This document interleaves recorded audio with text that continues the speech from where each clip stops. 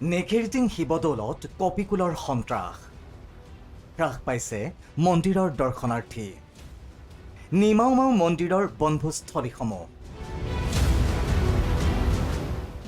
1751 খ্ৰীষ্টাব্দত প্ৰতিষ্ঠিত দেৰগাঁও ঐতিহাসিক নেঘেৰিটিং শিৱদৌলত নিমাওমাও পৰিৱেশ এটা সময় আছিল দেৰগাঁৱৰ ইতিহাস প্ৰসিদ্ধ নেঘেৰিটিং শিৱ মন্দিৰলৈ অসমৰ বিভিন্ন প্ৰান্তৰ পৰা আগমন ঘটিছিল ভক্তপ্ৰাণ ৰাইজৰ কিন্তু অতি পৰিতাপৰ বিষয় যে বিগত সময়ছোৱাত ক্ৰমবৰ্ধমান হাৰত হ্ৰাস পাইছে দৰ্শনাৰ্থীৰ সংখ্যা ইয়াৰ কাৰণ মন্দিৰৰ চৌহদত কপিকুলৰ সন্ত্ৰাস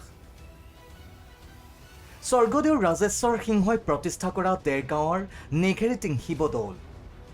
প্ৰকৃতিৰ মনোমোহা পৰিৱেশৰ মাজত ভক্তৰ সমান্তৰালভাৱে দূৰ দূৰণিৰ পৰা বনভোজ খাবলৈও আহিছিল বহুসংখ্যক বনভোজকাৰী দল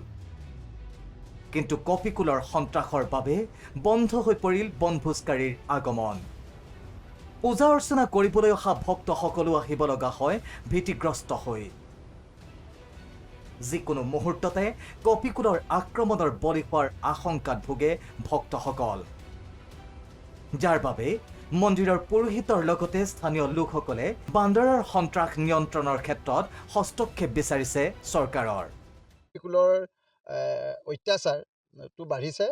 যিটো প্ৰডাকশ্যন আচলতে প্ৰডাকশ্যনটো তেওঁলোকৰ হাই সেইকাৰণে দুটা বছৰত প্ৰায় 3টামান পোৱালি জন্ম হয় মই আপোনালোকৰ চেনেলৰ মাধ্যমেদি দেৰগাঁও যিজন নতুনকৈ আয়ুক্ত হৈছে দামোদৰ ডাঙৰীয়া তেখেতে যথেষ্ট এজন কাৰ্যক্ষম ব্যক্তি তেখেতে নিজে আহি স্পট ভেৰিফাই যদি কৰে চৰকাৰে কৰোঁ বুলি ক'লে প্ৰশাসনে কৰোঁ বুলি ক'লে কিছু লাঘৱ কৰিব পৰাৰ ব্যৱস্থা আছে কিন্তু সদিচ্ছা লাগিব দেৰগাঁৱৰ পৰা নিৰঞ্জন দাস ৰিপৰ্ট প্ৰথম খবৰ